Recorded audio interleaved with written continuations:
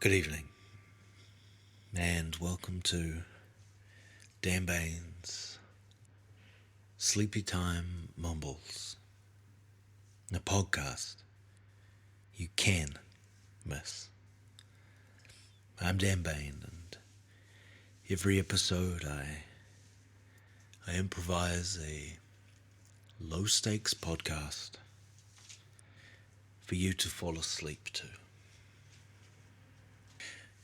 Friends, I'm very glad to have you here this evening, and also to thank you for the level of interaction around the recent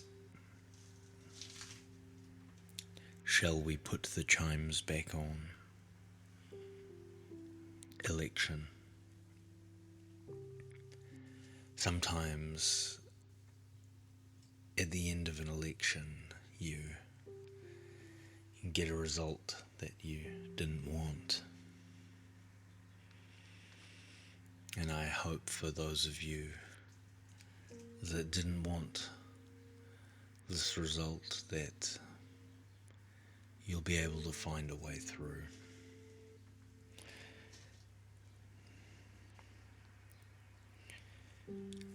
As always, feel free to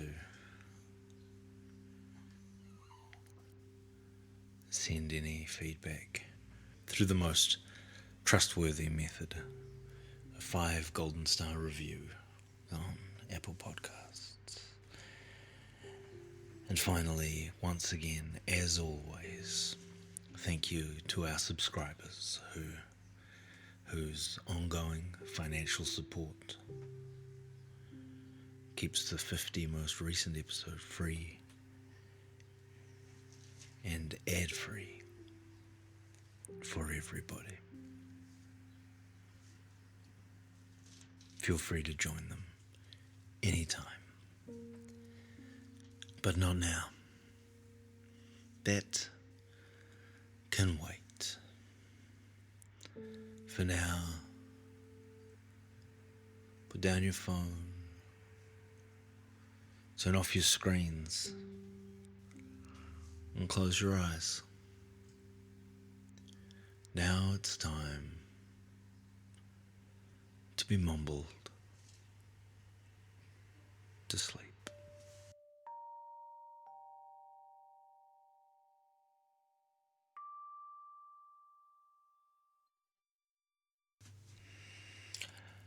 Season 5, Episode 15. Amnesiac, from memory.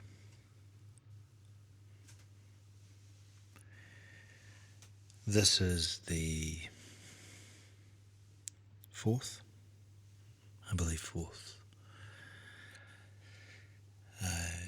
episode in the mini series.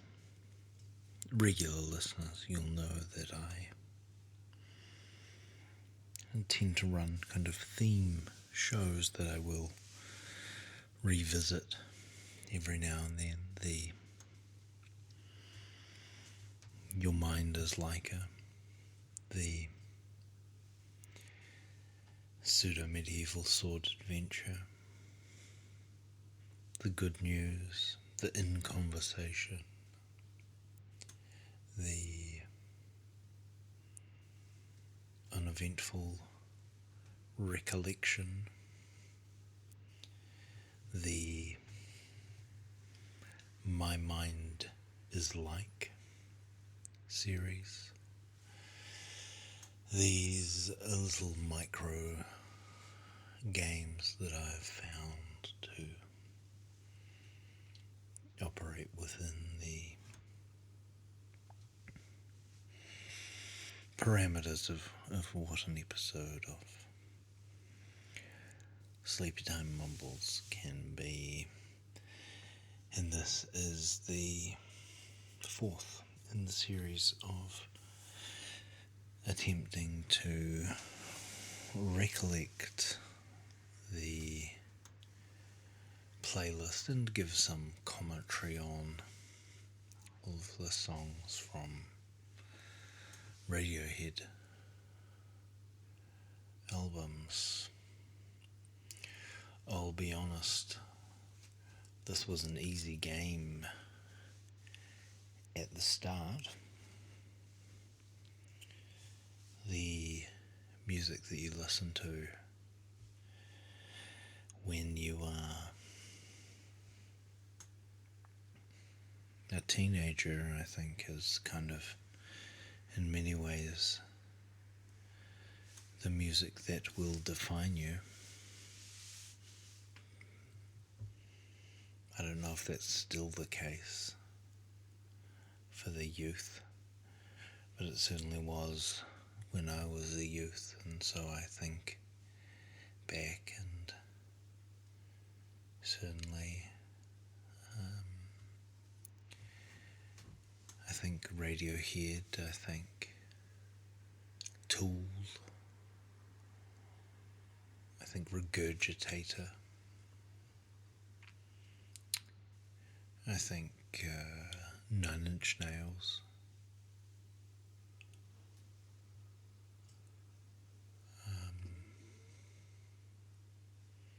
I think the Pogues,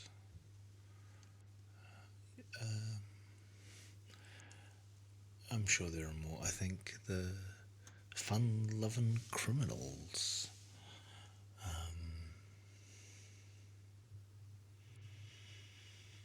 I think the Eels.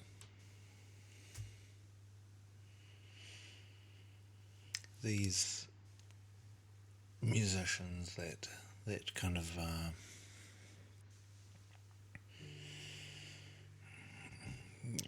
that embed themselves on your psyche when it is at its most plastic.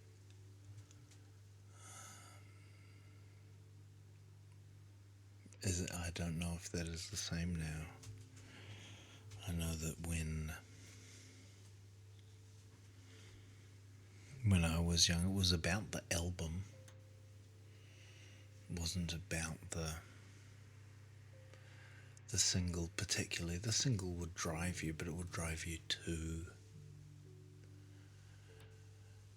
the album. And then the album would drive you to the next album. It wasn't Beck, another huge one for me at that time. Massive Attack.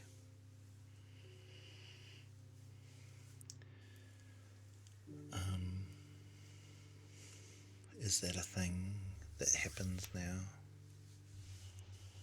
Do you get that with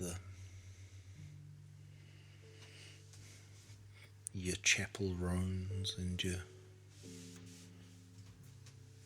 Tyler the Creators and your Taylor Swifts? I don't know. I don't pretend to know. But anyway, what I do know is that when I began this process of let's recount Radiohead albums track by track, that was easy, because the albums at the start of that process were the ones that were the most impactful. And now we're getting on to ones that, while often I think in many ways are perhaps superior, they have less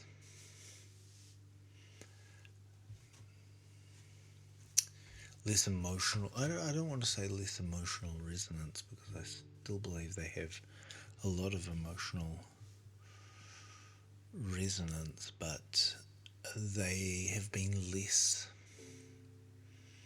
picked over the bends in OK Computer, I think. feel like you could play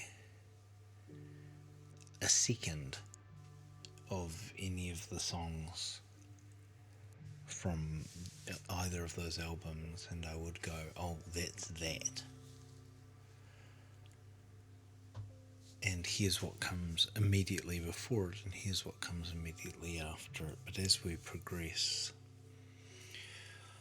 while I'm still invested and involved and deeply present,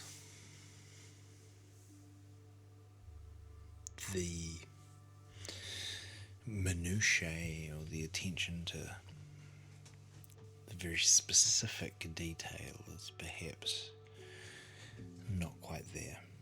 Nonetheless, Amnesiac, the follow-up, of course, to OK Computer.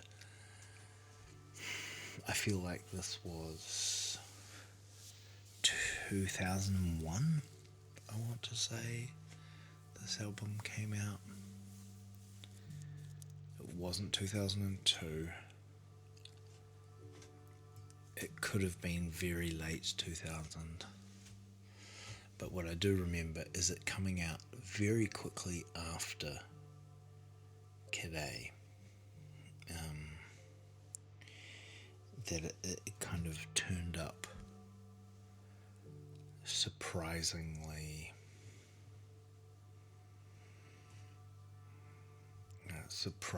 soon, considering the wait that we'd had between OK Computer through to Kid A.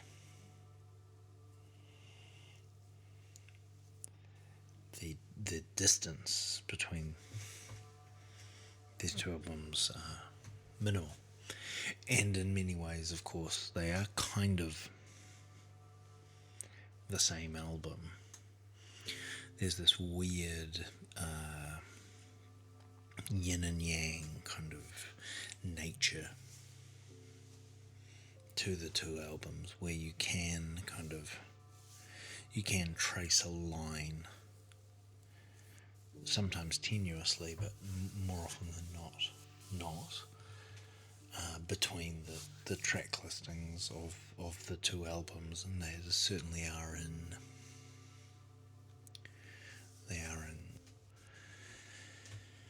in conversation with each other.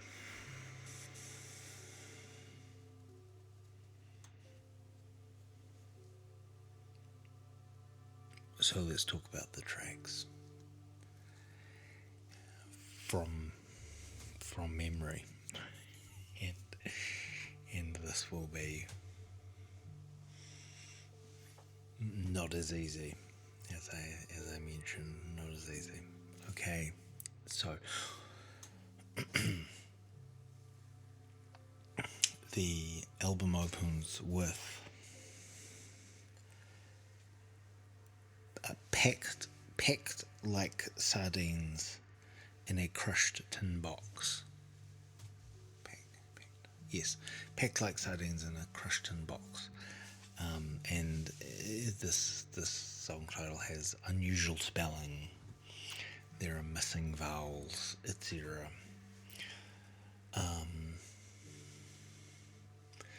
And this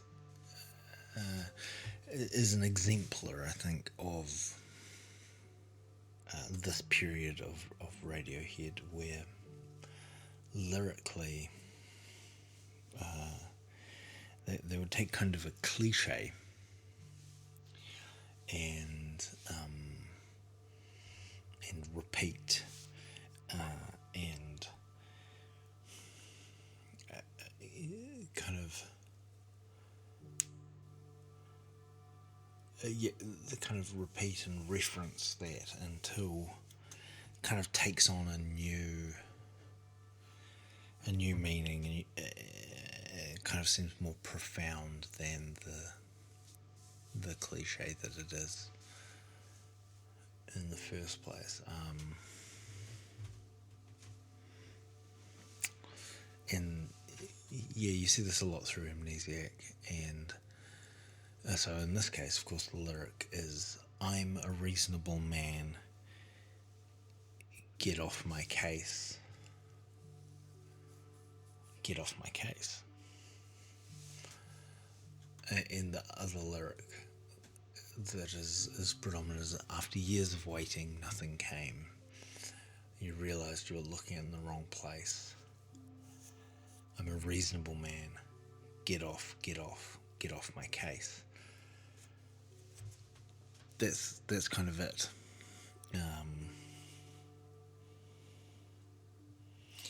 And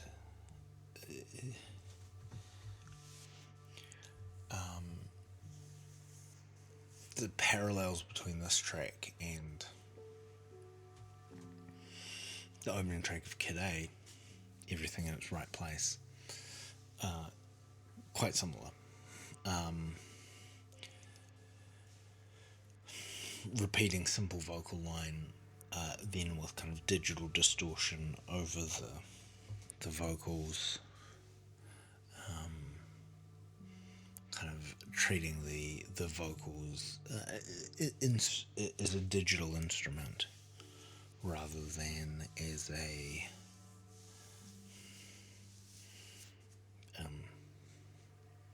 acoustic analog vocal performance, right? Recurring, recursive synth line and a fairly straightforward kind of probably in the album version programmed drum loop. Live, it would be played live, obviously.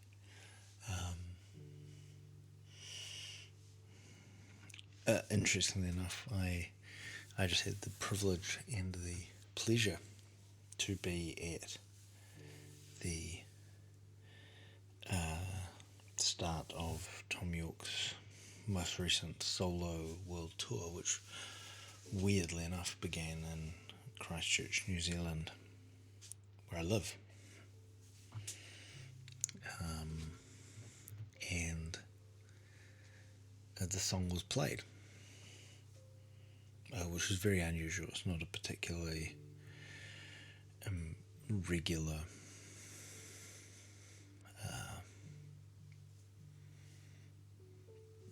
piece of repertoire, so it was quite a delight to hear this played live. Felt faster than the album version. Oh, and to be honest, if I were to be a little picky, which is not my place to do, but if I were to be a little picky, I would say that the slightly increased tempo, while giving it a bit more kind of fun in the room, made the lyrics feel a little rushed. It felt a little rushed. And I'm not sure if that's a byproduct of playing to click or playing to a drum machine. Where it's like, if the machine is really setting the... Anyway. Packed like sardines in a crushed tin box. Crushed like sardines in a packed tin. No. Packed like sardines in a crushed tin box. Track 1, Amnesiac. Track 2, Pyramid Song. Is this the big number from this album? And weird that it's because it's funereal. This song, I guess, showcases the other kind of aspect of typical Radiohead at this period of time, which is play the song through once with just like a keyboard accompaniment, kind of electric piano, e-piano, kind of Rhodes, whatever kind of field piano, maybe what is it, Ons Martineau, counter melody and vocals, right?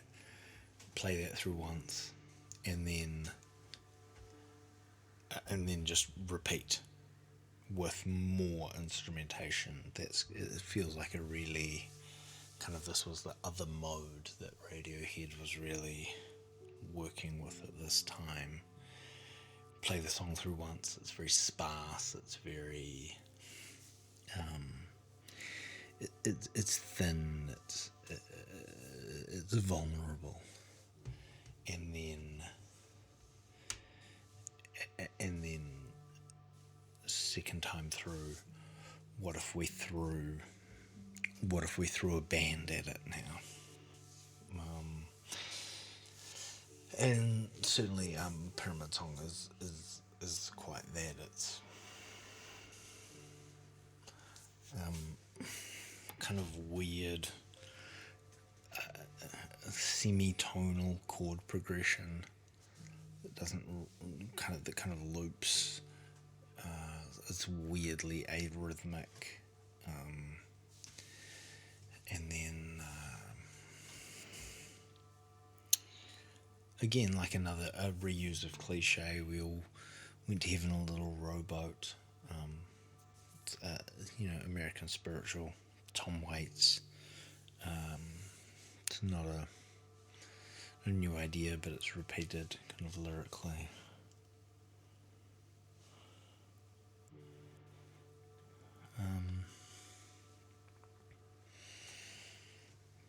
Yeah, I don't know.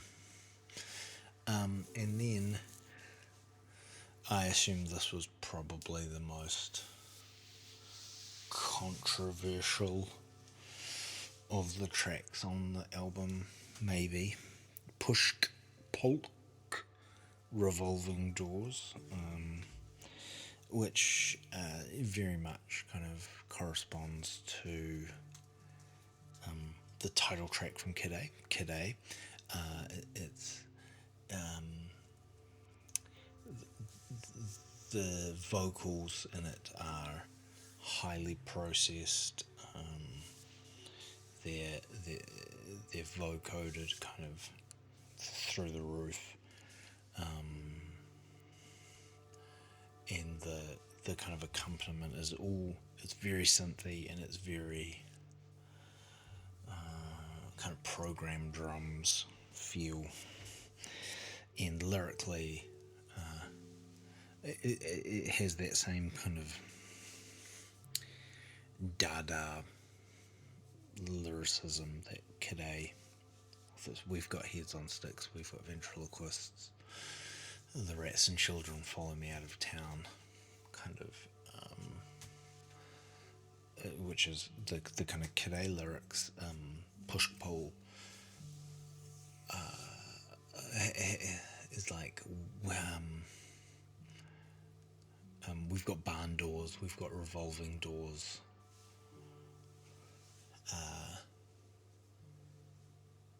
We've got doors that open but never close, things like that. And we've got trapdoors, right? Again, all feels like they're almost spoken, and then they're given a slight nod to melody by a vocoding or some sort of treatment on them. Okay, that is definitely the first three tracks, and now Amnesiac gets a little less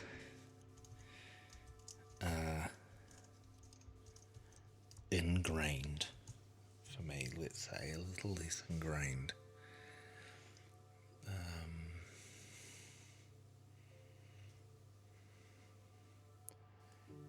So then what happens? I know what happens. Then, probably my favourite track on the album, which is You and Whose Army,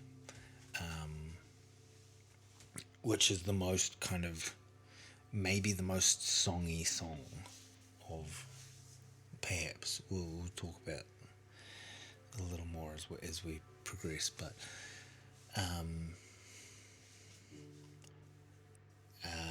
kind of a guitar turns up for starters. There's a very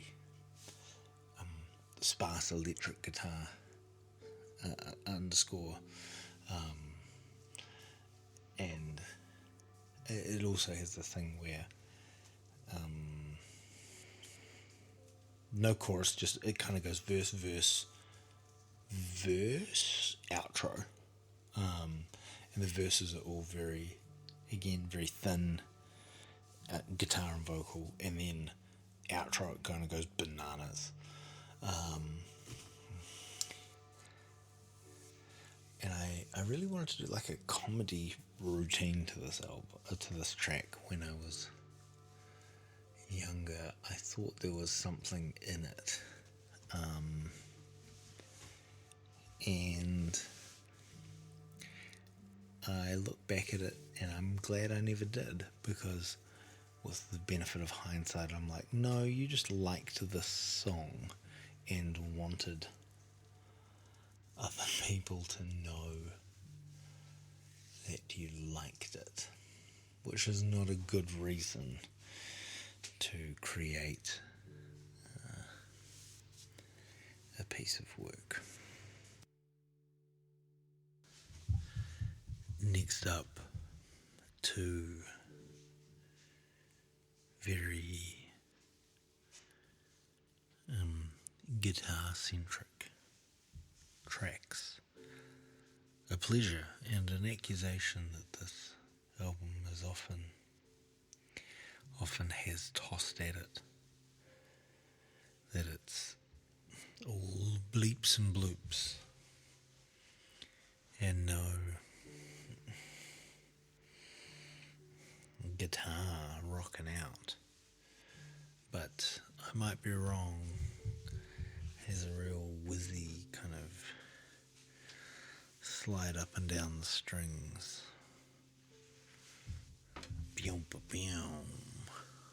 sort of riffage to it, and Knives Out, a little more arpeggiated, fancy chords. They're solid songs. I don't think I would ever go and look either of them up for anything. And then, after the two of those, we arrive at Morning Bell / Amnesiac, where the mythology is that the gentleman sort of forgot how to play Morning Bell, a track off Kid A that I'm sure I discussed in some depth in the last one of these. And so then kind of completely rewrote it. And it's a very different interpretation of the song. Do I believe the mythology? I'm not 100% sure on that. Maybe they just did a version. I feel like Phil Selway, drummer for Radiohead, I don't think he would have forgotten the drumming for Morning Bell. It's one of the only really distinct drum pieces in Kid A. I feel he would have remembered it, and it is distinctly absent in the kind of glockenspiel bedtime story reimagination of it.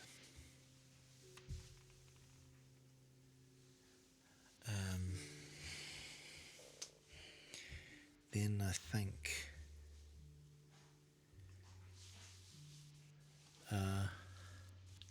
Hunting Bears, maybe, which is a instrumental guitar piece that has uncharitably been described by publications other than myself as listening to a guitar being tuned. It's simple. There's not a lot to it, but it's, I don't know, it's evocative, and it's building us. More importantly, it's kind of taking us on the journey that's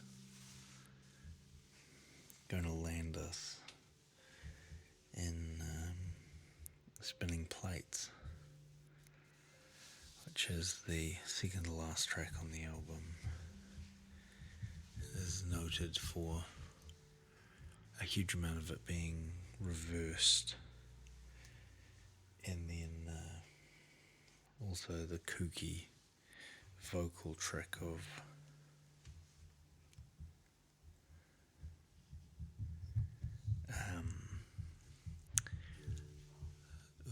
singing the lyrics, reversing the lyrics, learning what the lyrics sound like backwards, recording those, and then flipping them around the right way, which gives it just a wild kind of vocal texture. And must have been a nightmare to record, quite frankly. I think it's an extraordinary track.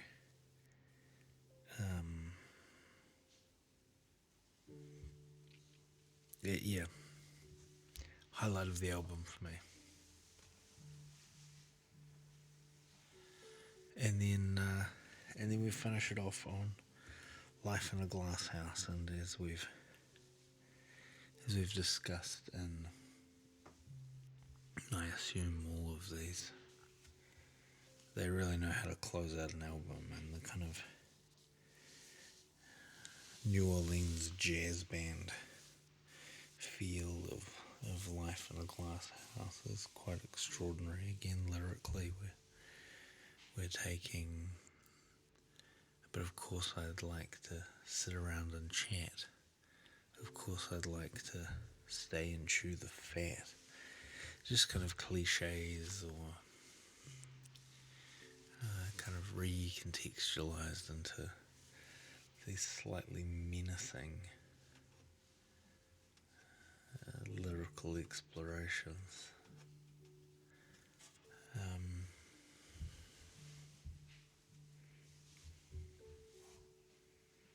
It's a great piece, though. It's a good album. It's kind of the more human version, I think, of Kid A. Kid A is a bit icy. Amnesiac kind of does the same things.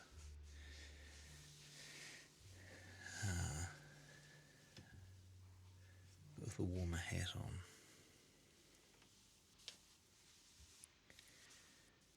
That was season 5, episode 15, Amnesiac from memory.